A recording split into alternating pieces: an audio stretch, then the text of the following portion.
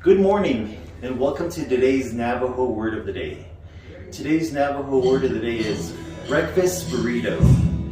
To say breakfast burrito in Navajo, you say Abínígo da dunagi bith Asdisígíí. Abínígo da dunagi bith Asdisígíí. Abínígo means in the morning. Da dunagi means the unspecified thing people eat. So Abínígo da dunagi means breakfast. Bith means with it. Asdisígíí means it's wrapped with something unspecified. So all together, Abínígo da dunagi bith Asdisígíí means basically breakfast wrap or breakfast burrito. And that's today's Navajo word of the day. Breakfast burrito.